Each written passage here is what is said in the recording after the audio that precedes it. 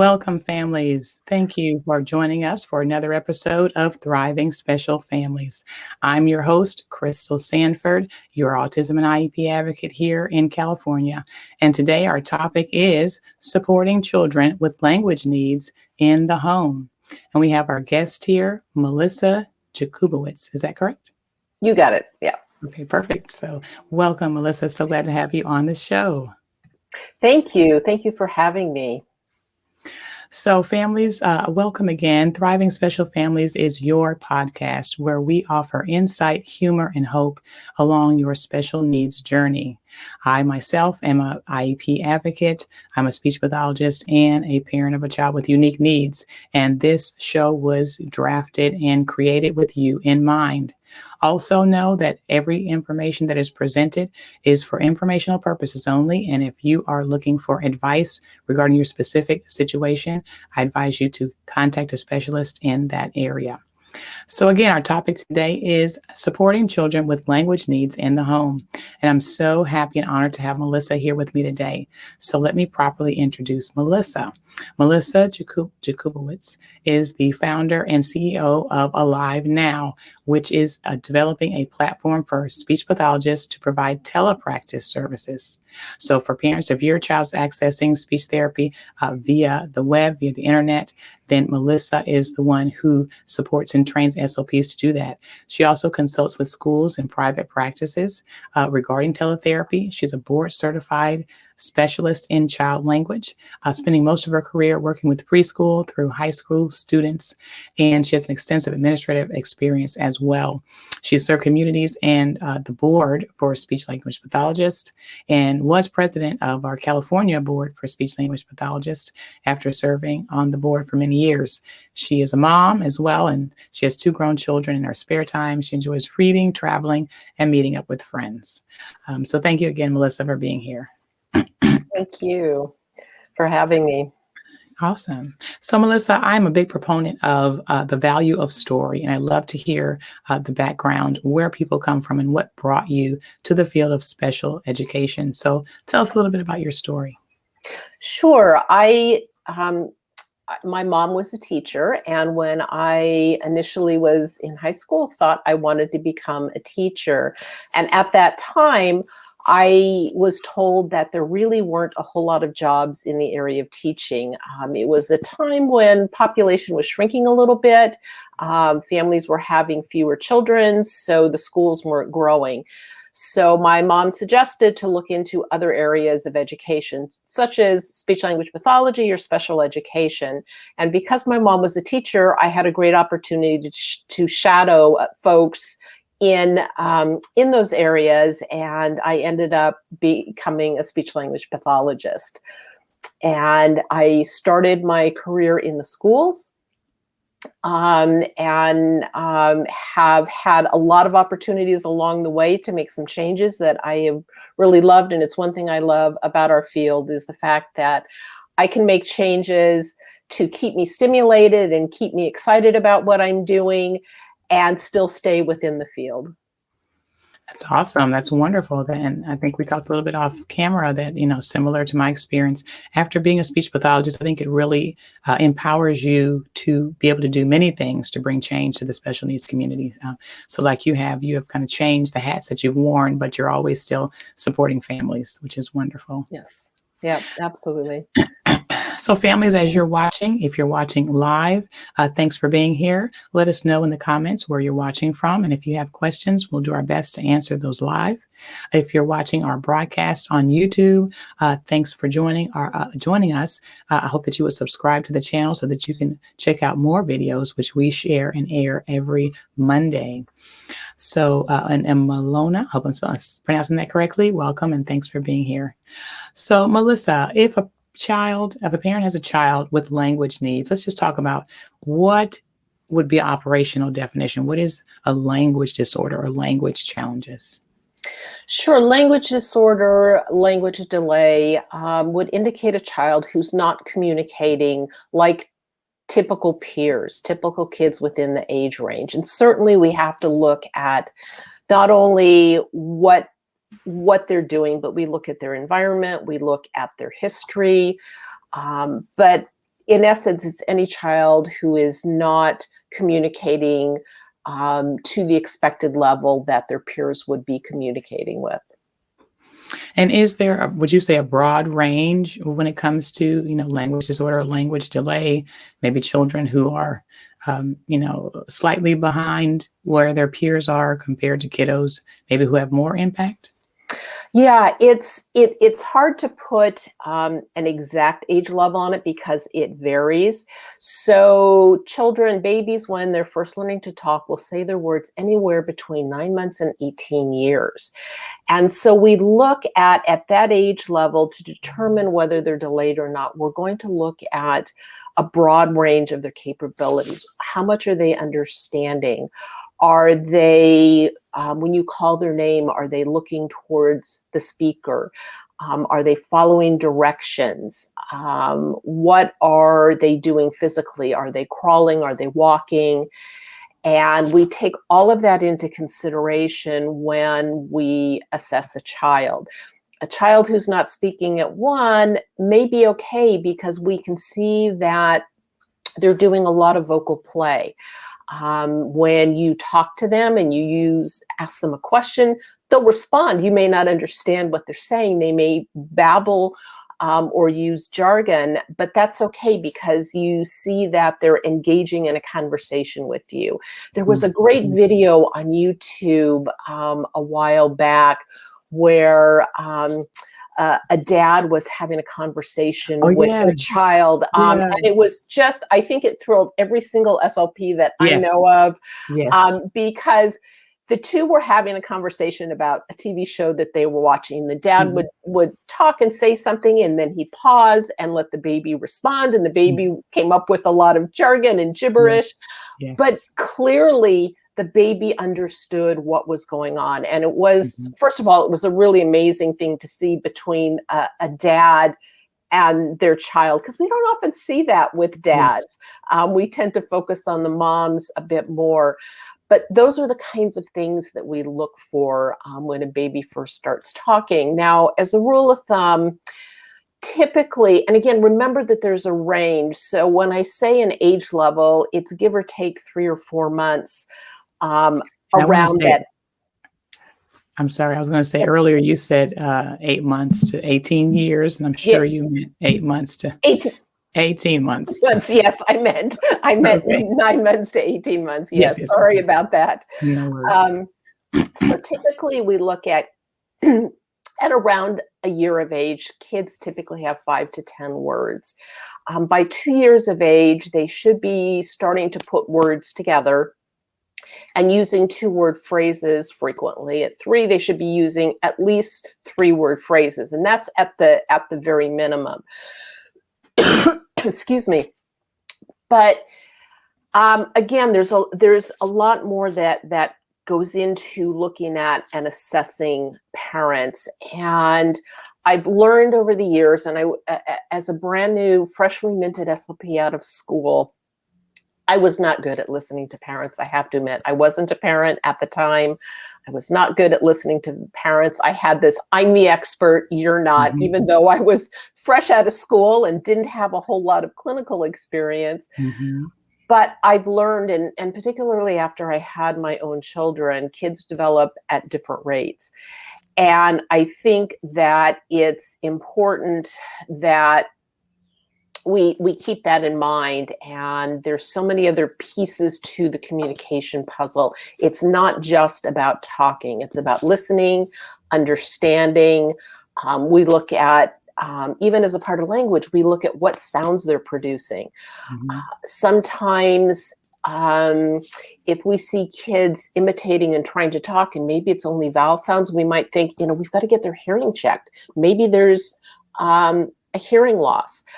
I can tell you, if you don't mind, a quick story. Love stories. Go right ahead. Okay, so when my daughter was 9 months old, she started getting ear infections, and she'd get an ear infection, we'd get it cleared up. A month later, she'd have another ear infection. And I immediately noticed as an SLP that my daughter's speech production just went downhill when she was starting to get an ear infection. I picked this up very quickly. And after about the second or third ear infection, I would call the doctor and I'd say, I think my daughter's getting an ear infection. And they'd ask the question, is she running a fever? No. They'd ask all these questions. And then the nurse on the other end of the phone would say, well, how do you know she has an ear infection? I said, because her speech is deteriorated. And they would laugh at me. I'm sure they would, right? Yes, And so I learned very quickly to say, yes, my daughter has a fever. Yes, she's pulling at her ears. Yes, she's being fussy. And I felt bad that I was lying to them. Right. But about the third time after that happened, the nurse on the end of the phone says, okay, I believe you now. I said, I'm a speech pathologist. I know these things. So after that, every time I called and said, my child has an ear infection, they'd say, come on in. Wow. That's so powerful that you had that information and that insight to be able to see that. Right. And then I was able to educate the nurses in that practice. We went to a practice that was very popular in the community. They had a waiting list. It was hard to get in. And I educated the physicians and the nurses to say, yeah, that is a sign of an ear infection. If your child's speech starts deteriorating, there is something going on. So the first thing, that we check is speech. And then we look at other areas of development. There is a little bit of research out there that shows that especially as infants and toddlers are developing, sometimes you'll see a slowing in the rate of language development when they start to crawl or walk. They're not that coordinated yet that they can do all of that growing at once. Mm-hmm. And so, those are things that we need to know and that we look at, and we get a good history from the parents, and we look at all aspects of the child, because a lot of those aspects do play in, and a lot of those other aspects tell us, okay, there's something else going on. If we think that because the child is starting to learn how to stand or walk and their language has slowed down, we might take a little bit of a step back and give the parents some ideas about what they can do at home to foster language development. And then we'll recheck them in a couple of months once the walking has emerged or whatever other developmental milestone that they're working on. That's wonderful. That's great. And that leads us into our next discussion about what are those things that parents can do at home. But before that, again, welcome parents. If you're just joining us, you're here at Thriving Special Families, where we offer insight, humor, and hope to your special needs journey. And our topic today is supporting children with language disorders in the home. And so we have Melissa here, who is our board certified language expert in the area of language development. And we're going to talk about what are those things that parents can do if they know, let's say, because a lot of my parents that are watching have kiddos on the autism spectrum, as well as some other challenges. So if they know that their child is delayed in language, let's start with the little ones. What can they do? And then same thing for, let's say, a school-age child and then a middle or high schooler. Sure. So in terms of what to look for, if we're talking about very young children under the age of 3, if you don't feel like your child is developing typically, you can either seek out a speech language pathologist or talk to your pediatrician. I hesitantly say talk to your pediatrician because oftentimes pediatricians don't really know a lot about language development. They have some of the very basics. They're given maybe a 1-hour lecture in the course of their medical school on what normal development looks like, but they don't always know. So sometimes you're better off seeking out a speech language pathologist yourself to assess the child. We will look at not only many SLPs will do a quick hearing screening on the child if they can. It's tough with kids under 3, and sometimes you'll end up having to go into a children's hospital setting to get the audiologists that are there because they're used to dealing with the really little ones. We'll do some We'll look at how well they follow directions. We'll look at, do they orient to mom or dad's voice in the room, and then look at, can they even produce sounds? Are they babbling? And what sounds in their babbling are they producing? I think that as they get a little bit older, we look at the words that the children are producing. We might ask you as a parent, and it's a good idea whenever your child produces a word to go ahead and write it down and track those in the beginning, because that's something we as SLPs are going to ask you. And sometimes when you walk into an SLP assessment, it's not something that you're necessarily thinking about. And I know that I've done this. If somebody asked me on the spot, what words can your child say? I'd really have to think hard about it. So tracking those can also be helpful if you put down the date and the words that you remember from they said that day. That'll give us as SLPs a chance to look at and see what they're doing at home, because for many kids, you put them into a strange situation with a stranger. Now, with little ones, I always have the parent in the room. I will not see a young one without mom or dad in the room, because most of the time they're going to be so scared about me. And oftentimes they think they're in a doctor's office and they think they're going to get jabbed with a needle, Sure. or poked and prodded. So Mhm. I want a parent there that will comfort the child. And sometimes just mom and me talking and just handing the child a toy to play with, that sort of eases the child when mom or dad is there. And sometimes we can't get anything out of the little ones. And so having a record of what the child has said is helpful to us. Can I ask, Melissa, that Yes. if the parent does know, let's say you end with your evaluation showing that the child is delayed in some way in language, what are things that the parent can do at home? Maybe modeling Right. language or getting them Right. involved in some peer activities? Yep, absolutely. So, you talk about peer activities, exposing kids to other children. If you only have one child at home and there aren't any siblings, getting your child into a play group, I'm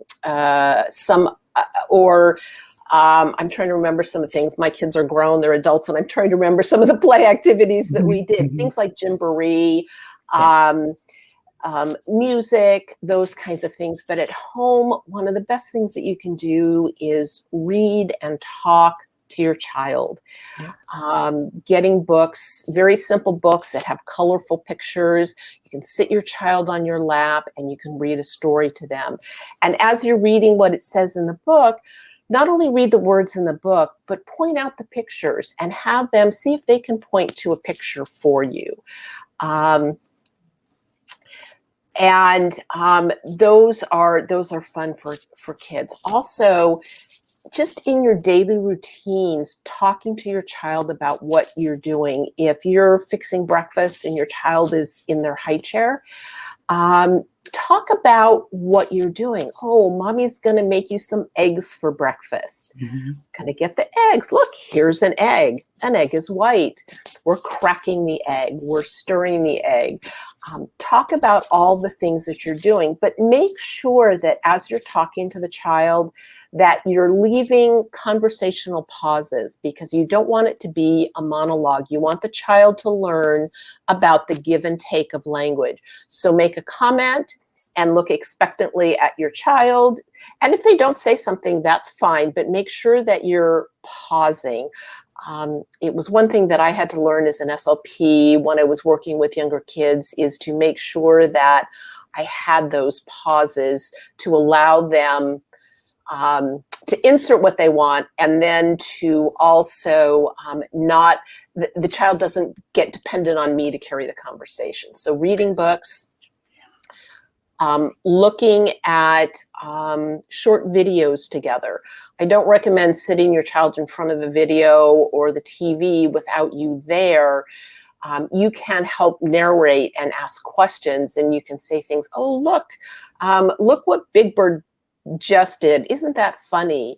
Or oh, Big Bird looks sad. Can you show me a sad face?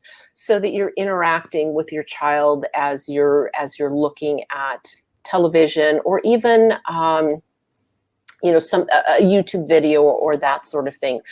Um, I love Dancing that. with your, yeah. I was just gonna say that that's so powerful, similar to what we said, like the video that kind of went viral, with that comedian sitting there with his, young child, actually talking to the child. People would say, why would you talk to a child that young? But you're teaching them those really foundational steps of conversation and what's expected, and giving them a space to use their voice. Because if we don't give them those opportunities, then they're not going to be as easy to interject what they want to say. So giving them those pauses is really really important when it comes to our kids. And if we have parents who have school age children who, let's say, they're diagnosed, they know they have some language challenges, and these kids are home with us now. What can parents be doing at home with our school age or elementary age kids? So I think, really understanding where your child's level is. Um, if they have difficulty remembering more than one or two step directions, make sure that when you give directions that you're only giving them one or two steps. You really want to work with your SLP who's working with them, whether it's at school or a clinic or a private practice. Work with the SLP there, but incorporating language in and modeling into the things that you do every day. If you hear your child produce a sentence incorrectly, rather than saying, say it this way, don't say it the way you did, model it in a conversational way. If the child says, I going TV, you can say, oh, you are going to watch TV. So that you're doing it again in a conversational way. You're modeling the correct production without correcting them. Your job as a parent is not to correct your child, but to model for them the correct grammar. And hearing it over and over again is really important. So find out from your SLP what grammatical structure or what language aspects are they working on, and then to model that for them at home. If they're learning, let's say, prepositional concepts, in, out, under, around, set up a little obstacle course for them at home and have them follow your directions by going under the chair, over the chair, in the box. Or you could, if you want them to clean up your room and they're working on prepositions, say, put your shoes in the closet, put your blanket on the bed. And then asking them, after they've taken that object and put the blanket on the bed, you can say, where's the blanket?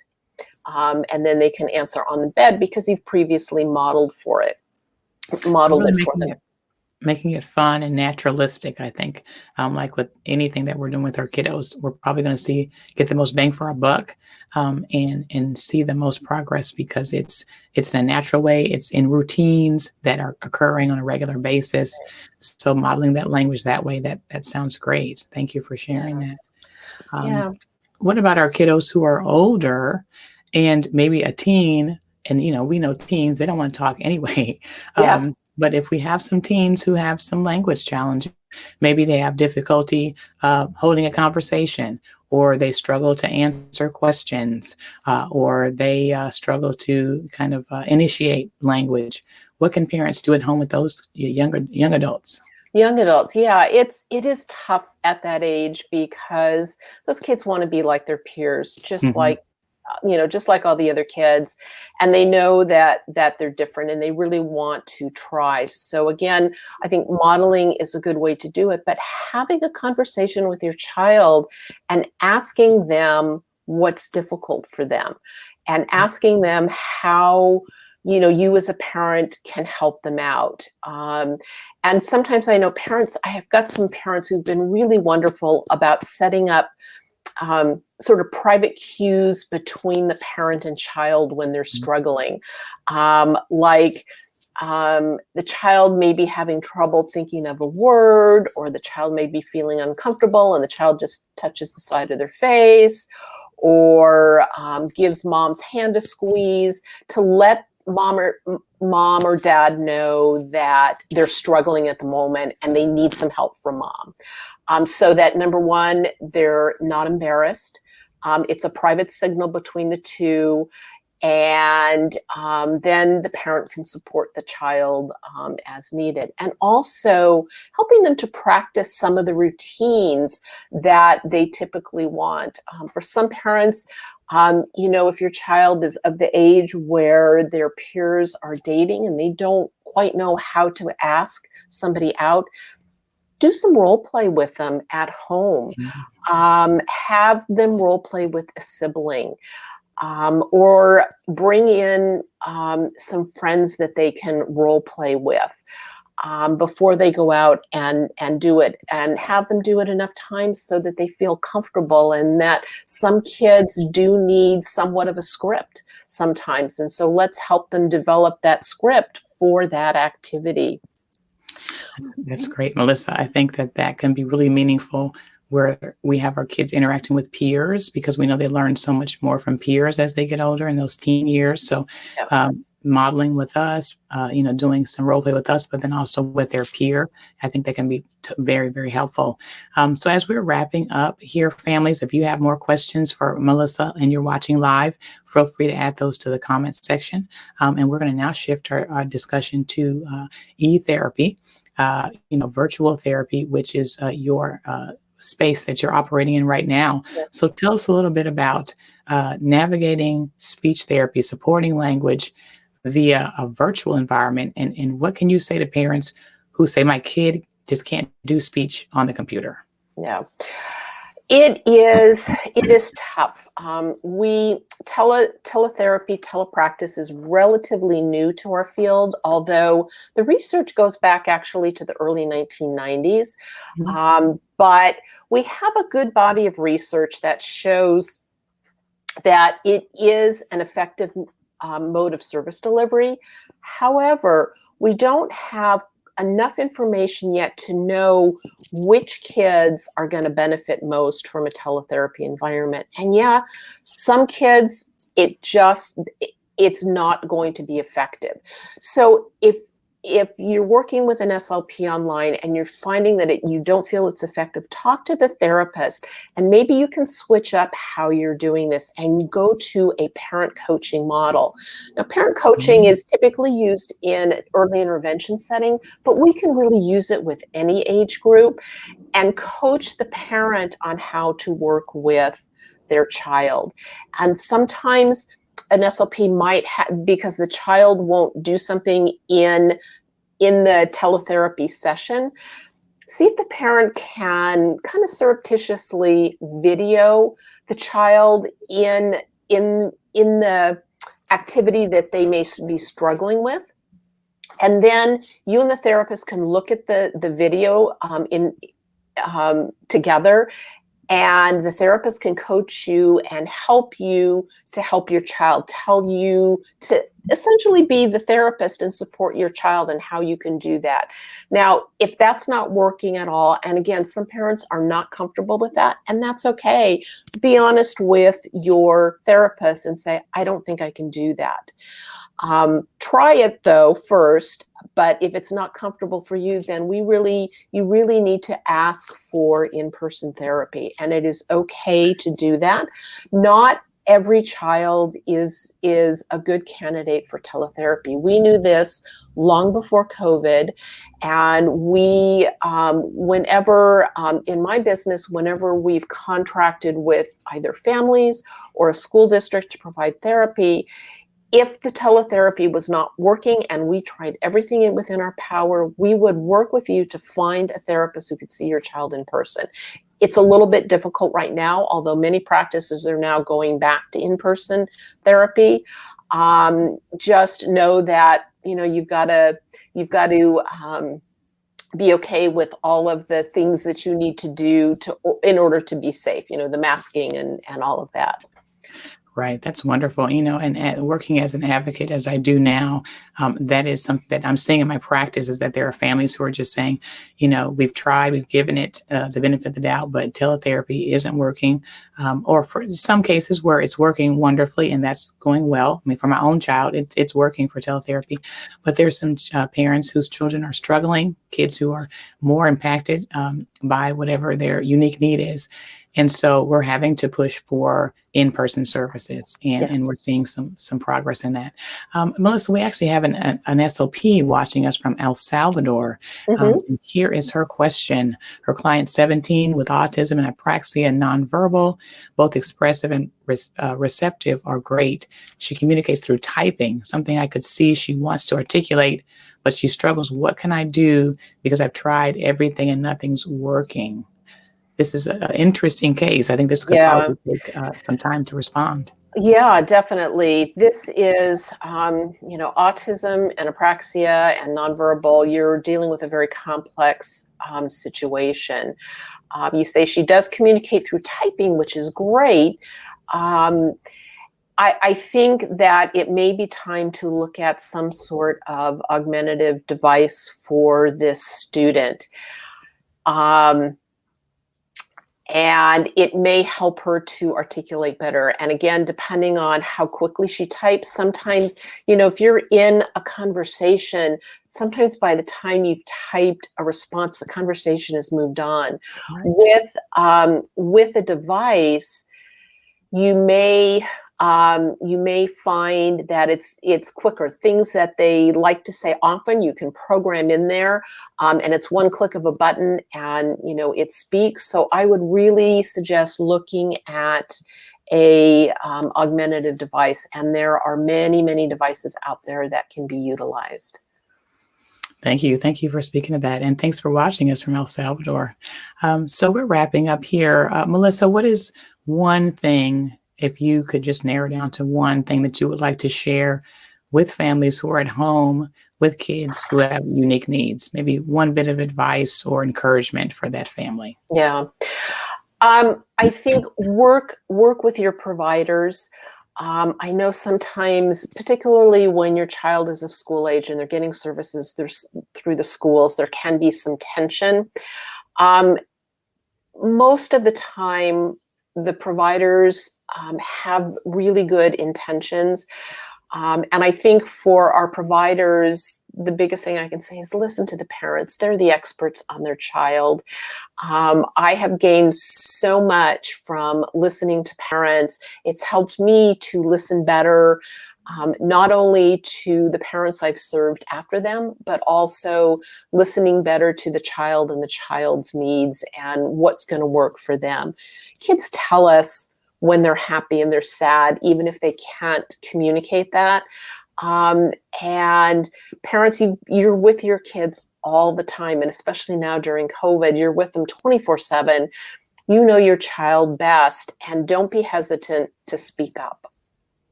That's wonderful. Thank you. Thank you for that, Melissa. So families, thank you again for watching another episode of Thriving Special Families, where our topic has been supporting children with language needs in the home. We've had our guest today, Melissa, who is our speech and language board certified specialist in the area of language. And I'm so happy again to have had you here, Melissa. Thank you for having me. If parents have more questions, Melissa, how can they contact you? They can either go to my website, www.elivenow.com, or they can email me at melissa@elivenow.com. It's ELIVENOW.com. Perfect. And parents, if you're in need of an IEP advocate or having some struggle in the area of speech and language and seeing your child's needs met, feel free to contact Sanford Autism Consulting, where we offer IEP advocacy to families throughout the U.S., specializing in autism and specializing in California. Thanks again so much, and have a wonderful day.